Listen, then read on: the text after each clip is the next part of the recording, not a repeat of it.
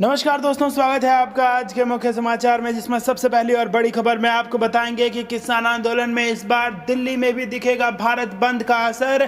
गांव-गांव जा रहे हैं किसान नेता। दूसरी बड़ी खबर में जिक्र होगा असम के 2021 चुनाव का, जहां पर असम के चुनावी सभा में बरसी प्रियंका गांधी कहा माफिया की तरह काम कर रही है भारतीय जनता पार्टी। और तीसरी बड़ी खबर में जिक्र होगा केरल का, जहां पेट्रोल डीजल की बढ़ती कीमतों पर राहुल गांधी का हमला।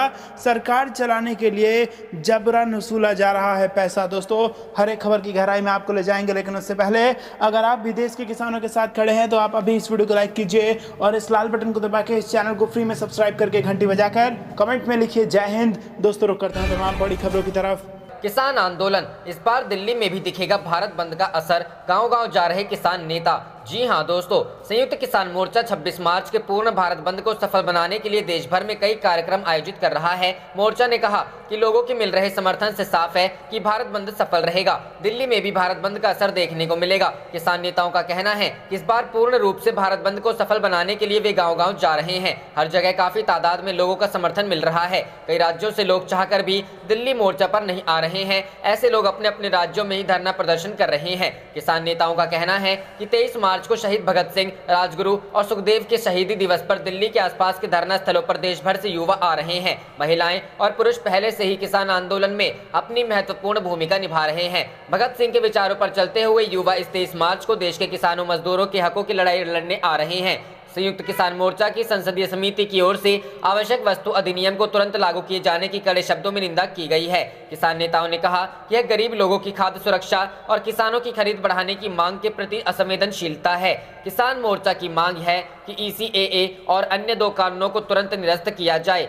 दक्षिण भारत में आंदोलन को तेज करने में जुटे कर्नाटक के शिमोगा में महापंचायत के बाद संयुक्त किसान मोर्चा के नेताओं ने रविवार को कई जगहों पर किसान नेताओं के साथ बैठक की। दक्षिण भारत में इस आंदोलन को तेज करने की रणनीति बनाई गई। इन बैठकों में मंडी तंत्र को मजबूत करने पर चर्चा हुई। रुख करते हैं अगली खबर की तरफ। असम इलेक्शंस 2021। असम के चुनावी सभा में बरसी प्रियंका, कहा माफिया की तरह काम कर रही है भाजपा। जी हां दोस्तों, असम विधानसभा चुनाव को लेकर सभा राजनीतिक पार्टियों ने अपनी पूरी ताकत झोंक दी है। कांग्रेस, बीजेपी समेत सभी राजनीतिक पार्टियों के नेता ताबड़तोड़ रैलियां कर रहे हैं। वहीं आज कांग्रेस नेता प्रियंका गांधी वाड्रा असम में एक के बाद एक रैलियों को संबोधित कर रही हैं। इन रैलियों में प्रियंका ने भाजपा पर जमकर हमला बोला। प्रियंका ने रैली को संबोधित करते हुए कहा कि भाजपा माफिया की तरह काम कर रही है। असम में सिंडिकेट चल रहा है। प्रियंका गांधी ने भाजपा पर आरोप लगाया कि उन्होंने प्रदेश की जनता को ठगा है, चाय बागान मजदूरों, युवाओं और आदिवासियों को धोखा दिया और CAA को लागू कर दिया। प्रियंका ने रैली में भाजपा को गलत बताते हुए कहा कि मोदी सरकार ने एयरपोर्ट को अपने अरबपति दोस्तों को सौंप दिया,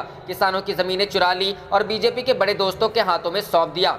वहीं प्रियंका ने सरकारी कंपनियों के निजीकरण का विरोध करते हुए कहा कि सरकार अपने दोस्त अरबपतियों को खुश करने के लिए सरकारी कंपनियों का निजीकरण कर रही है। आपको बता दें कि सोमवार को प्रियंका 4 रैलियों को संबोधित कर रही हैं। वहीं उन्होंने शंकरदेव गुर्जना की जन्मस्थली बोरदोबा का दौरा किया। प्रियंका ने इससे पहले जोरहाट, नजरिया में रैली की और बीजेपी पर जमकर बरसी। उन्होंने कहा कि बीजेपी असम में ध्रुवीकरण का प्रयास कर रही है। उन्होंने कहा कि कांग्रेस प्रदेश के विकास की पक्षधर है, वो असमिया लोगों का विकास चाहती है। सोमवार को उन्होंने सूरपाथर, कलियाबोर और बोरदोबा में जनसभाएं। रुख करते हैं अगली खबर की तरफ। केरल, पेट्रोल डीजल की बढ़ती कीमतों पर राहुल गांधी का हमला। सरकार चलाने के लिए जबरन वसूला जा रहा पैसा। जी हां दोस्तों, कांग्रेस नेता राहुल गांधी ने सोमवार को केंद्र में भाजपा की अगुवाई वाली मोदी सरकार पर ईंधन की बढ़ती कीमतों को लेकर एक बार फिर हमला बोला है। राहुल गांधी ने आरोप लगाया है कि केंद्र सरकार अपनी नाकाम कोशिशों और सरकार चलाने के लिए गरीब आदमी के जेब से जबरन पैसा निकाल रही है। राहुल गांधी ने यह बयान स्वायत्त महिला कॉलेज सेंट टेरेसा की छात्राओं के साथ बातचीत करने के दौरान दिया। उन्होंने अर्थव्यवस्था के पतन के लिए सरकार के कुप्रबंधन को जिम्मेदार ठहराया।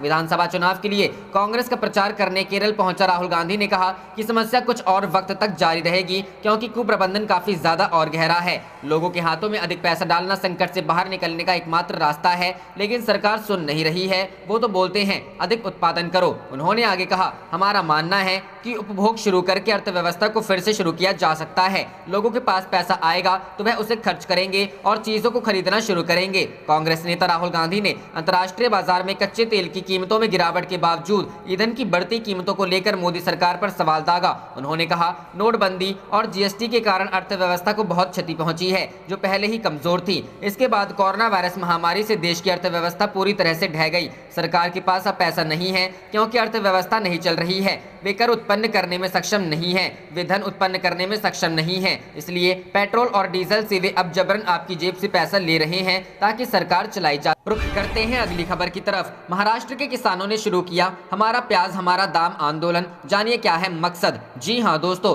कम दाम मिलने से परेशान महाराष्ट्र के प्याज उत्पादकों ने आंदोलन शुरू कर दिया है। इसका नाम हमारा प्याज हमारा दाम रखा गया है। इसके सबसे बड़े उत्पादक जिले नासिक की लासलगांव मंडी से इसकी शुरुआत की गई है। इसका मकसद किसानों को इसके लिए जागरूक करना है कि प्याज का दाम वो मिलकर खुद तय करें। अभी प्याज बाजार के हवाले है। जब किसान के खेत में फसल तैयार होती है तब इसका दाम गिरकर 1 से लेकर 5 से 7 रुपए तक आ जाता है। कभी कभी तो 70 से 75 पैसे किलो के रेट पर प्याज बेचनी पड़ती है। लेकिन वही प्याज जब व्यापारी खरीद लेता है तो 4-5 माह बाद उसका दाम आसमान पर होता है। यह 100 से 150 रुपए तक पहुंच जाता है। इससे किसान और उपभोक्ता दोनों को नुकसान उठाना पड़ता है। टीवी 9 डिजिटल से बातचीत में महाराष्ट्र कांदा उत्पादक संगठन के संस्थापक अध्यक्ष भारत दिघोले ने कहा, देश आज़ादी की 75वीं वर्षगांठ मनाने जा रहा है और अब तक प्याज उगाने वाले किसानों को इसका दाम तय करने का हक नहीं मिला है। किसान मेहनत करता है और उसका फायदा जमाखोर उठाते हैं, क्योंकि प्याज को लेकर सरकार ने अब तक कोई पॉलिसी नहीं बनाई है। हम गाँव-गाँव जा रहे हैं, बता रहे हैं कि न्यूनतम रेट हमें खुद तय करना है। इसके लिए पदयात्रा निकाली जा रही है। हम प्याज का 30 रुपए किलो न्यूनतम दाम चाहते हैं। किसान क्यों नहीं स्टोर कर पाता प्याज? ज्यादातर किसानों के ऊपर इतना आर्थिक दबाव होता है कि वो फसल निकलते ही बाजार में ले जाते हैं। दूसरी समस्या ये है कि स्टोरेज की कमी है। दिघोले बताते हैं कि किसी गांव में 100 किसान हैं तो मुश्किल से 10 के पास ही स्टोरेज का इंतजाम है। सरकार स्टोर बनाने के लिए बहुत कम आर्थिक मदद देती है। 25 टन के स्टोरेज के लिए 4 लाख रुपए लगते हैं, जबकि स्टेट गवर्नमेंट इसके लिए अधिकतम 87,500 रुपए ही देती है। अगर एक तहसील में 2000 किसानों ने स्टोर के लिए आवेदन किया तो लॉटरी में 100 का नंबर आता है। इस तरह इसके लिए लंबा इंतजार करना होता है। इसलिए किसान को मजबूरी में भी व्यापारियों को प्याज बेचनी पड़ती है। भारत में प्याज उत्पादन। देश में सालाना प्याज उत्पादन औसतन 2.25 से 2.50 करोड़ मीट्रिक टन के बीच है। हर साल कम से कम 1.5 करोड़ मीट्रिक टन प्याज बेची जाती है। करीब 10 से 20 लाख मीट्रिक टन प्याज स्टोरेज के दौरान खराब हो जाती है। औसतन 35 लाख मीट्रिक टन प्याज एक्सपोर्ट की जाती है। 2020-21 में इसका उत्पादन 26.09 मिलियन टन होने का अनुमान है। इस साल यानी 2020-21 में 15,95,000 हेक्टेयर में इसकी खेती हुई है। महाराष्ट्र, तेलंगाना, मध्य प्रदेश, यूपी, बिहार, गुजरात, कर्नाटक और राजस्थान इसके बड़े उत्पादक हैं। रुख करते हैं अगली खबर की तरफ। 100 करोड़ के दावे पर आर पार। संजय राउत बोले, राष्ट्रपति शासन के बारे में सोचा भी तो। जी हां दोस्तों, महाराष्ट्र की सरकार में मची हलबली के बीच सोमवार को शिवसेना सांसद संजय राउत ने प्रेस कॉन्फ्रेंस की। राज्य के गृह मंत्री अनिल देशमुख के इस्तीफे पर मचे घमासान को लेकर संजय राउत ने कहा है कि अगर सरकार सही जांच के लिए तैयार है तो फिर बार बार इस्तीफे की बात क्यों हो रही है। संजय राउत ने आरोप लगाया कि केंद्रीय एजेंसियों का गलत इस्तेमाल कर महाराष्ट्र में राष्ट्रपति शासन लगाने की कोशिश हो रही है, लेकिन जो ऐसा कदम उठा रहे हैं उनके लिए ठीक नहीं होगा। अगर ऐसा सोचा तो मैं उन्हें चेतावनी देता हूं कि ये आग उन्हें भी जला देगी। शिवसेना सांसद संजय राउत ने कहा कि अगर एनसीपी प्रमुख शरद पवार ने यह तय किया है कि अनिल देशमुख के ऊपर जो आरोप लगाए गए हैं उसमें तथ्य नहीं है तो उसकी जांच होनी चाहिए। संजय राउत बोले कि अगर हम सभी का इस्तीफा लेते रहेंगे तो सरकार चलाना मुश्किल हो जाएगा। संजय राउत बोले कि जब तक उद्धव ठाकरे मुख्यमंत्री हैं तब तक सभी मामलों की जांच बिल्कुल सही तरीके से की जाएगी। शिवसेना नेता ने साफ किया कि मुंबई के पूर्व पुलिस कमिश्नर के कंधे पर रखकर बंदूक चलाई जा रही है। विरोधी पक्ष लोगों को गुमराह नहीं कर सकता है। केंद्र सरकार पर बरसे संजय राउत। शिवसेना सांसद संजय राउत ने केंद्र पर निशाना साधते हुए कहा कि केंद्रीय एजेंसियों को महाराष्ट्र में भेजने की कोशिश हो रही है। हम एनआईए को सहयोग कर रहे हैं। सुशांत केस में जब सीबीआई ने एंट्री ली तब परमबीर ही कमिश्नर थे, लेकिन सीबीआई कुछ नया नहीं निकाल पाई। पूरे विवाद पर संजय राउत बोले कि तीनों पार्टियों में जो भी तय हुआ है अंतिम फैसला कैबिनेट के मंच पर मुख्यमंत्री द्वारा ही लिया जाएगा। संजय राउत ने फिर दोहराया कि महाराष्ट्र विकास आघाड़ी सरकार का कोई बाल भी बांका नहीं कर सकता है और सरकार अपना कार्यकाल पूरा करेगी। गौरतलब है कि सचिन वाजे कांड के बाद मुंबई पुलिस कमिश्नर के पद से परमबीर सिंह की छुट्टी हुई थी, जिसके बाद उनकी एक चिट्ठी सामने आई जिसमें परमबीर सिंह ने आरोप लगाया कि गृह मंत्री अनिल देशमुख ने सचिन वाजे को मुंबई में हर महीने 100 करोड़ रुपए की वसूली का टारगेट दिया था। इसी के बाद से बवाल बढ़ा हुआ है और महाराष्ट्र की सरकार पर संकट मंडरा रहा है। रुख करते हैं अगली खबर की तरफ। अब ट्रैक्टर लेकर बेंगलुरु घेरेंगे टिकैत। कृषि कानून के विरोध को लेकर बनाई रणनीति। जी हां दोस्तों, किसान नेता राकेश टिकैत ने कर्नाटक के किसानों से अपील की है कि केंद्र सरकार के 3 विवादास्पद कृषि कानूनों के विरोध में वे ट्रैक्टर से बेंगलुरु का घेराव करें और महानगर को दिल्ली की तरह आंदोलन का केंद्र बिंदु बनाएं। उन्होंने शनिवार को यहां किसानों की एक महापंचायत में कहा, आपको बेंगलुरु को दिल्ली बनाना है, आपको हर दिशाओं से महानगर को घेर लेना है। उन्होंने कहा कि दिल्ली की तरह केवल ट्रैक्टर का इस्तेमाल करना चाहिए, जहां 25,000 से अधिक ट्रैक्टरों ने महानगर के प्रवेश बिंदुओं को जाम कर रखा है। दिल्ली के सीमावर्ती क्षेत्रों सिंघू, टिकरी और गाजीपुर में पंजाब, हरियाणा और पश्चिमी उत्तर प्रदेश सहित देश के विभिन्न हिस्से के हजारों किसानों ने कृषि कानूनों को वापस लेने और अपनी फसलों के लिए न्यूनतम समर्थन मूल्य की मांग को लेकर 3 महीने से अधिक समय से डेरा डाले हुए हैं। टिकैत ने दावा किया कि किसानों और उनके परिवारों ने सीमावर्ती स्थानों पर आंदोलन कर दिल्ली को घेर रखा है और कहा कि तीनों कानूनों को वापस लिए जाने तक आंदोलन जारी रहेगा। टिकैत ने कहा, जब तक तीनों कानून वापस नहीं लिए जाते हैं, जब तक एमएसपी से संबंधित कानून नहीं बनता है, आपको कर्नाटक में भी आंदोलन जारी रखने की जरूरत। रुख करते हैं अगली खबर की तरफ। राहुल गांधी का पीएम मोदी पर तंज, कहा बार बार दोहराने पर भी झूठ ही रहता है। जी हां दोस्तों, कांग्रेस नेता राहुल गांधी आगामी विधानसभा चुनावों के प्रचार अभियान के तहत 2 दिनों के दौरे पर सोमवार को केरल में पहुंचेंगे। इससे पहले उन्होंने ट्वीट कर प्रधानमंत्री नरेंद्र मोदी पर निशाना साधा है। राहुल गांधी ने 14 और 25 फरवरी को पीएम मोदी की फोटो के साथ 2 अखबारों में छपे एक जैसे विज्ञापन को लेकर तंज कसा है। राहुल ने कहा कि बार बार दोहराने पर भी झूठ ही रहता है। आगामी विधानसभा चुनावों के प्रचार अभियान के तहत राहुल गांधी सोमवार को केरल पहुंचेंगे। कांग्रेस की तरफ से रविवार को ट्वीट कर इस बात की जानकारी दी गई। इस दौरान राहुल कई जिलों में आयोजित जनसभाओं में हिस्सा लेंगे। इससे पहले 24 फरवरी को राहुल गांधी केरल के दौरे पर थे। तब उन्होंने केरल के कोल्लम में मछुआरों की मुलाकात की और उनके साथ समुद्र में छलांग भी लगाई थी। 140 सदस्यीय केरल विधानसभा के लिए चुनाव 6 अप्रैल को मतदान होगा और 2 मई को नतीजे आएंगे। पीएम मोदी पर कसा तंज। राहुल गांधी ने अपने केरल दौरे से पहले ट्वीट कर प्रधानमंत्री नरेंद्र मोदी पर निशाना साधा है। उन्होंने 14 और 25 फरवरी को पीएम मोदी की फोटो के साथ 2 अखबारों में छपे एक जैसे विज्ञापन को लेकर तंज कसा है। राहुल ने कहा कि बार बार दोहराने पर भी झूठ ही रहता है। प्रभात खबर और सन्मार्ग नाम के अखबारों में प्रधानमंत्री नरेंद्र मोदी की फोटो के साथ एक विज्ञापन छपा है। यह विज्ञापन पहले 14 फरवरी को छपा, फिर 25 फरवरी को एक बार फिर छपा। इस विज्ञापन में प्रधानमंत्री मोदी की तस्वीर के साथ एक महिला की भी तस्वीर है। इस तस्वीर के साथ लिखा है, प्रधानमंत्री आवास योजना में मुझे मिला अपना घर, सर के ऊपर छत मिलने से करीब 24 लाख परिवार हुए आत्मनिर्भर। साथ आइए और एक साथ मिलकर आत्मनिर्भर भारत के सपने को सच करते हैं। इसके साथ ही एक नारा लिखा है, आत्मनिर्भर भारत, आत्मनिर्भर बंगाल। झूठे प्रचार का आरोप। रिपोर्टर्स के मुताबिक इस विज्ञापन में जिस महिला की फोटो है उनका नाम लक्ष्मी देवी है। लक्ष्मी देवी के पास अपना कोई घर नहीं है और वह किराए के एक छोटे से कमरे में रहती हैं, जिसका किराया 500 रुपए है। यह भी कहा जा रहा है कि लक्ष्मी देवी को यह भी नहीं पता कि उनकी यह फोटो कब खींची गई।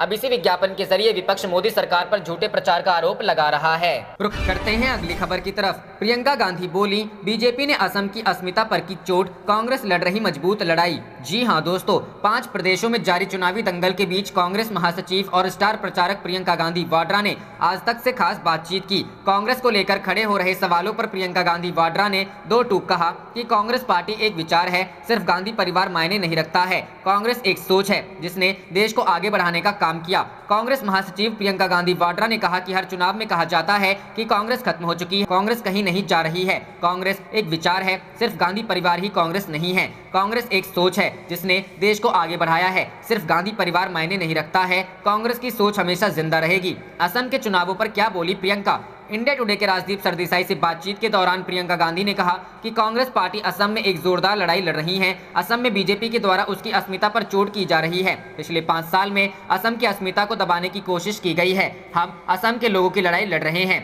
प्रियंका गांधी ने कहा कि 5 साल पहले बीजेपी ने जो वादे किए उन पर लोगों ने भरोसा किया, लेकिन उन वादों का क्या हुआ? अब असम के लोगों ने बीजेपी को देख लिया है। जब असम में बाढ़ आई तो बीजेपी का कोई नेता यहाँ नहीं था। जब CAA आया तो असम के लोगों की आवाज किसी ने नहीं सुनी। सिर्फ राजनीति कर रही भाजपा सरकार पर निशाना साधते हुए कांग्रेस नेता ने कहा कि बीजेपी राज्य में सबसे बड़ी राजनीति कर रही है। जब भी चुनाव आते हैं वो वादे करते हैं, लेकिन बाकी 5 साल कुछ भी नहीं करते हैं। प्रियंका गांधी ने कहा कि हर चुनाव में बीजेपी की कोशिश रहती है कि वो ध्रुवीकरण करे। जब वो विकास अर्थव्यवस्था के मुद्दे पर पीछे हटते हैं तब बीजेपी सिर्फ यही काम करती है। अब बीजेपी को लोग पहचान चुके हैं। गौरतलब है कि असम में कांग्रेस महासचिव प्रियंका गांधी वाड्रा ने कांग्रेस के लिए मोर्चा संभाला हुआ है। प्रियंका अब तक असम में 2 बार प्रचार कर चुकी हैं, जहां उन्होंने कई रैलियों को संबोधित करने के साथ ही स्थानीय लोगों से भी मुलाकात की है। रुख करते हैं अगली खबर की तरफ। असम में क्या है अहोम मतदाताओं का समीकरण? CAA को लेकर है नाराज, 45 सीटों सीटों पर है असर। जी हां दोस्तों, असम विधानसभा चुनाव में अहोम मतदाताओं की भूमिका अहम होगी।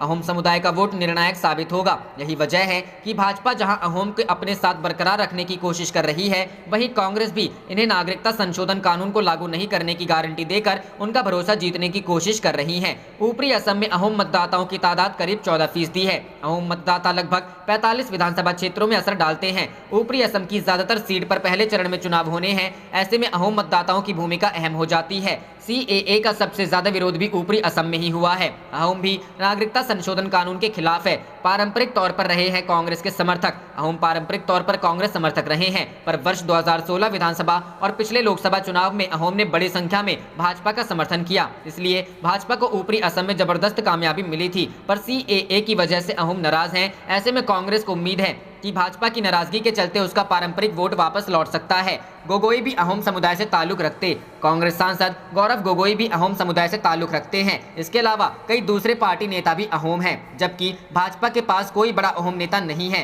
पर क्षेत्रीय दल राइजर के प्रमुख अखिल गोगोई इसी समुदाय से हैं। ऐसे में अहोम मतदाता विभाजित हो सकते हैं। प्रदेश कांग्रेस के एक नेता ने कहा कि चुनाव अहोम मतदाताओं की भूमिका बेहद अहम होगी। बीजेपी कांग्रेस में वोट प्रतिशत में ज्यादा फर्क नहीं। असम में भाजपा और कांग्रेस के बीच वोट प्रतिशत में बहुत ज्यादा फर्क नहीं है। पिछले लोकसभा चुनाव में भाजपा को सिर्फ 1% वोट ज्यादा मिले थे। ऐसे में कांग्रेस अहोम समुदाय के कुछ वोट भी अपने पक्ष में करने में सफल रही तो चुनावी फायदा मिल सकता है, पर अहोम मतदाता कांग्रेस के AIUDF के साथ गठबंधन करने से नाराज है। रुख करते हैं अगली खबर की तरफ। TMC कार्यकर्ता की मौत के बाद भारी पुलिस बल तैनात, भाजपा वर्कर्स पर हमले का आरोप। जी हां दोस्तों, पश्चिम बंगाल में विधानसभा चुनाव नजदीक आते ही हिंसा की घटनाएं भी तेज हो गई हैं। भाजपा और TMC ने चुनाव जीतने के लिए पूरा जोर लगा दिया है। झारग्राम में एक TMC कार्यकर्ता की हत्या का मामला सामने आया है। हंगामे की आशंका को देखते हुए झारग्राम अस्पताल के पास बड़ी संख्या में पुलिस बल को तैनात किया गया है। पश्चिम बंगाल में विधानसभा चुनाव नजदीक आते ही हिंसा की घटनाएं भी तेज हो गई हैं। मालूम हो कि पश्चिम बंगाल के झारग्राम में एक TMC कार्यकर्ता की हत्या का मामला सामने आया है। हमले में घायल TMC कार्यकर्ता को अस्पताल में भर्ती कराया गया था, जहां उसकी मौत हो गई। TMC का आरोप है कि भाजपा कार्यकर्ताओं के कथित तौर पर हमले की वजह से TMC कार्यकर्ता की जान गई है। बड़े हंगामे की आशंका को देखते हुए झारग्राम अस्पताल के पास बड़ी संख्या में पुलिस बल को तैनात किया गया है। गौरतलब है कि चुनाव पास आते ही राज्य में हिंसक घटनाएं भी सामने आने लगी है। जानकारी हो कि कुछ दिन पहले इलम बाजार में भाजपा कार्यकर्ता का शव मिला था। बंगाल के बीरभूम में एक भाजपा कार्यकर्ता की हत्या का मामला सामने आने पर उस समय TMC कार्यकर्ताओं पर हत्या का आरोप लगाया गया था, जिसके बाद भाजपा और TMC आमने सामने आ गए थे। अब TMC वर्कर की हत्या के बाद TMC दोनों पार्टियां एक बार फिर आमने सामने। रुख करते हैं अगली खबर की तरफ। लाखों लोग हैं दिल्ली के चारों तरफ, राकेश टिकैत की केंद्र को धमकी, यूं ही खत्म नहीं होगी लड़ाई। जी हां दोस्तों, भारतीय किसान यूनियन के नेता राकेश टिकैत ने कहा है कि किसानों की लड़ाई अभी खत्म नहीं होगी, ये लड़ाई लंबी चलेगी। दिल्ली को कई लाख लोगों ने घेर रखा है, यूं ही ये खत्म नहीं होने वाला है। इस आंदोलन को हमें शहर शहर में लेकर जाना पड़ेगा। जब तक ये 3 कानून वापस नहीं होने तब तक ये आंदोलन चलता रहेगा। हाल ही में राकेश टिकैत ने मांग की थी कि आंदोलन कर रहे किसानों को भी सरकार वैक्सीन लगाएं। गुरुवार को उन्होंने कहा था कि आंदोलन स्थलों पर सरकार को टीकाकरण केंद्र खोलने चाहिए। साथ ही उन्होंने कहा कि किसानों के द्वारा सामाजिक दूरी का ध्यान रखा जा रहा है, लेकिन उन्होंने कहा कि हम कोविड के डर से आंदोलन खत्म करने वाले नहीं हैं। जब तक कानून वापस नहीं लिया जाएगा आंदोलन चलता रहेगा। साथ ही उन्होंने कहा था कि कोरोना के कारण आंदोलन खत्म नहीं होने देंगे, टेंटों को और बड़ा बना लेंगे, आंदोलन चलता रहेगा, कंपनियों के गोदामों को ध्वस्त कर दिया जाएगा। कुछ ही दिन पहले राजस्थान के श्री गंगानगर में टिकैत ने चेतावनी देते हुए कहा था कि यदि 3 कानूनों को वापस नहीं लिया गया तो आंदोलन की अगली कार्रवाई के तहत कुछ निजी कंपनियों के गोदामों को ध्वस्त कर दिया जाएगा। बताते चले कि किसान नेताओं की तरफ से सरकार पर दबाव बनाने के लिए हाल ही के दिनों में चुनावी राज्यों में भी सभा की गई थी। राकेश टिकैत ने भी बंगाल में सभा कर लोगों से बीजेपी को वोट न देने की अपील की थी। उन्होंने कहा था कि देश में किसी भी राजनीतिक दल की सरकार नहीं है, ये सरकार कंपनियों की सरकार है। किसानों का आंदोलन जारी है। 3 नए कृषि कानूनों के खिलाफ किसानों का आंदोलन लगातार जारी है। पिछले लगभग 110 से अधिक दिनों से किसान दिल्ली बॉर्डर पर बैठे हुए हैं। सरकार के साथ 11 दौर की वार्ता के बाद भी दोनों पक्ष के बीच कोई फैसला नहीं हो पाया, जिसके बाद से सरकार और किसानों के बीच डेडलॉक जारी है। दोनों ही पक्षों के बीच अंतिम बार वार्ता 22 जनवरी को हुई। रुख करते हैं अगली खबर की तरफ। देश में फिर बढ़ रहा है कोरोना का खतरा, जाने कहां लगा लॉकडाउन, कहां है नाइट कर्फ्यू। जी हां दोस्तों, देश के कई राज्यों में कोरोना संक्रमण की वजह से लॉकडाउन लगाए जा रहे रहे हैं। इस लॉकडाउन के तहत नाइट कर्फ्यू वैसी सार्वजनिक जगह जहां ज्यादा भीड़ होती है उन्हें दोबारा बंद कर दिया गया है। कई राज्यों में स्कूल कॉलेज बंद कर दिए गए हैं, जबकि कई राज्यों की सीमा एक बार फिर सील कर दी गई है। देश में कोरोना की दूसरी लहर तेज है। महाराष्ट्र, गुजरात, दिल्ली सहित कई राज्य हैं जिन्होंने नियम कड़े कर दिए हैं। मध्य प्रदेश के 3 शहरों इंदौर, भोपाल एवं जबलपुर में रविवार को लॉकडाउन है, जिससे चलते सड़कों पर सन्नाटा पसरा हुआ है। मध्य प्रदेश के गृह विभाग के अपर मुख्य सचिव डॉक्टर राजेश राजौरा के आदेश के अनुसार इन 3 शहरों में यह लॉकडाउन शनिवार रात 10 बजे से सोमवार सुबह 6 बजे तक लागू रहेगा। इस साल मध्य प्रदेश में यह पहला लॉकडाउन है। सप्ताह के बाकी दिनों में भोपाल एवं इंदौर में बुधवार से रात 10 बजे से सुबह 6 बजे तक रात्रिकालीन कर्फ्यू भी लगाया गया है। आप देख रहे थे आपका अपना चैनल जय हिंद जय भारत।